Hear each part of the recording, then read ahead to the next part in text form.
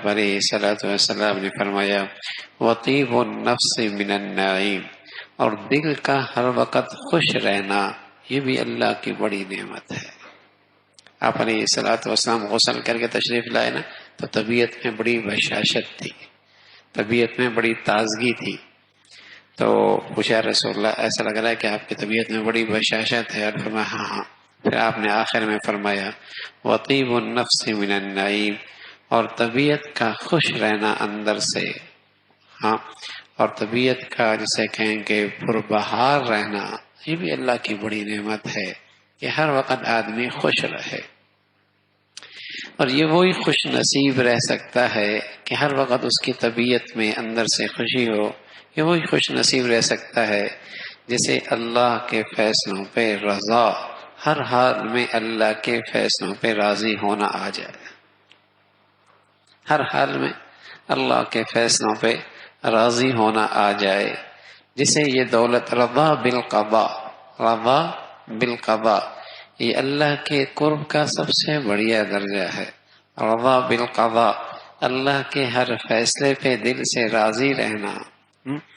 تو یہ وہ چیز ہے کسی خوش نصیب کو نصیب ہو جائے تو وہ اندر سے ہر حال میں خوش رہتا ہے، ہر حال میں اس کی طبیعت میں خوشی تازگی رہتی ہے۔ اور یہ رضا بالقضاء نہ ہو تو کبھی افسردہ، کبھی غم، کبھی افسوس، کبھی مایوس، کبھی خوف، نہ جانے کن کن مصیبتوں میں یہ اندر سے گھرا رہتا ہے۔ اگرچہ بظاہر کے نقشے بڑی بشاشت کے اور بڑی خوشی کے، لیکن اندر چونکہ یہ رضا بالقضاء کوئی نہیں تو اندر بجھا ہوا، اندر بجھا ہوا،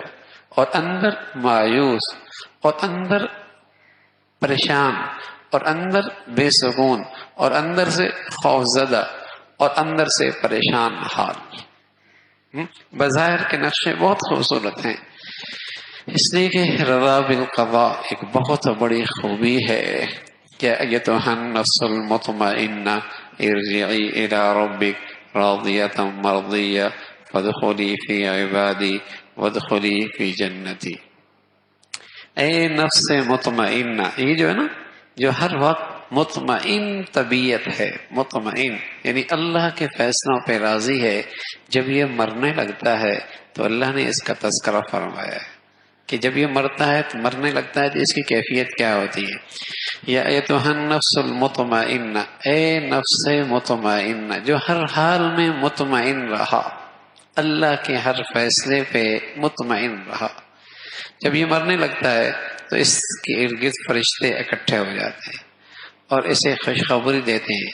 ارجعی الی ربک، چل اپنے رب کی طرف، راضیۃ مرضیہ، راضیۃ مرضیہ، تو اس سے راضی وہ تجھ سے راضی، ٹھیک ہے، تو اس سے راضی رہا وہ تجھ سے راضی رہا۔ بلکہ سچی بات یہ ہے کوئی آدمی یہ دیکھنا چاہے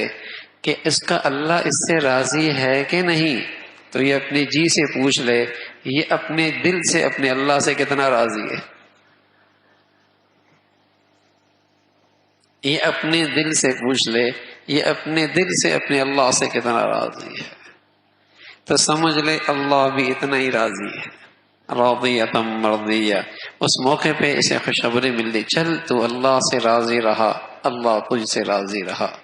فادخلی فی عبادی وادخلی جنتی، چل میرے بندوں میں داخل ہو، میری جنت میں آ جا، میری جنت میں آ جا۔ تو یہ جو نفس مطمئنہ ہے، نفس مطمئنہ یہ بھی اللہ کی بڑی نعمت ہے، یہ بھی اللہ کی بڑی نعمت ہے۔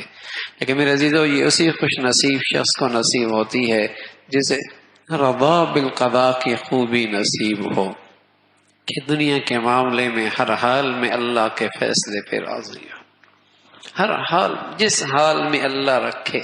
مطمئن ہے، خوش ہے،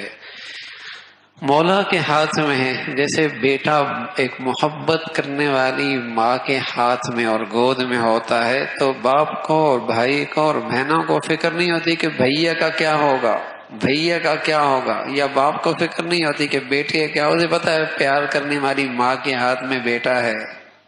ہاں اس کے ہاتھ میں بیٹا ہے، مطمئن ہوتا ہے نا، بھیا اماں کے ہاتھ میں ہے، بھیا اماں کے ہاتھ میں محبت کرنے والی.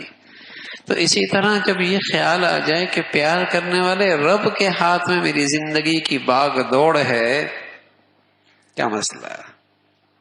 کیا مسئلہ ہے؟ وہ جو فیصلہ فرمائیں گے اچھا ہی فرمائیں گے.